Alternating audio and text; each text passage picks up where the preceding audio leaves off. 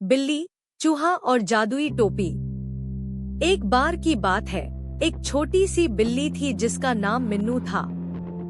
मिन्नू बहुत शरारती थी और हमेशा कुछ न कुछ नया करने की कोशिश में रहती थी। उसके घर के बगल में एक चूहा रहता था जिसका नाम चिट्टू था।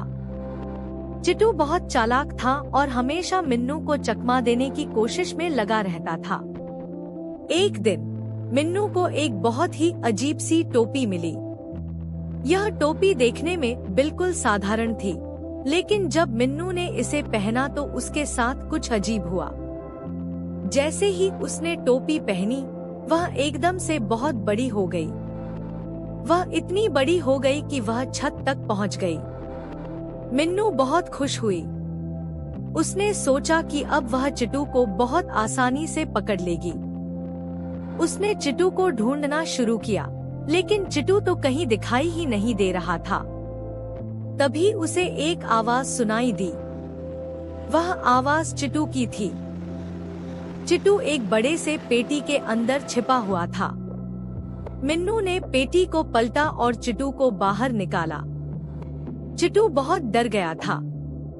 मिन्नू ने उसे पकड़ने की कोशिश की, लेकिन चिट्टू बहुत चालाक था। वह मिन्नू के पैरों के बीच से निकलकर भाग गया। मिन्नू बहुत निराश हुई। उसने सोचा कि अब वह कभी भी चिट्टू को नहीं पकड़ पाएगी।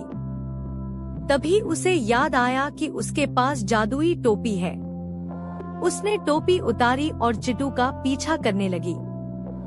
चिट्टू एक बड़े से पेड़ पर चढ़ गया।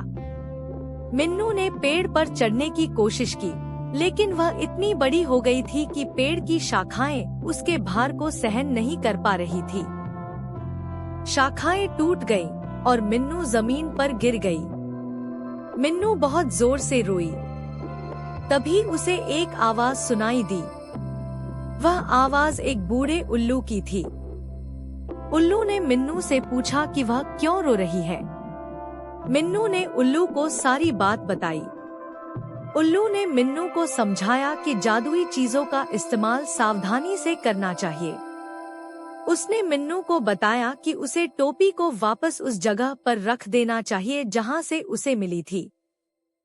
मिन्नू ने उल्लू की बात मान ली और उसने टोपी को वापस उसी जगह पर रख दिया।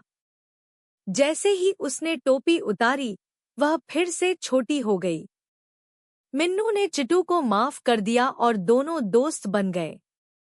वे अब एक साथ खेलते थे और एक दूसरे की मदद करते थे।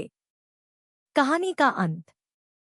यह कहानी हमें सिखाती है कि जादुई चीजों का इस्तेमाल सावधानी से करना चाहिए और दोस्ती सबसे कीमती चीज होती है।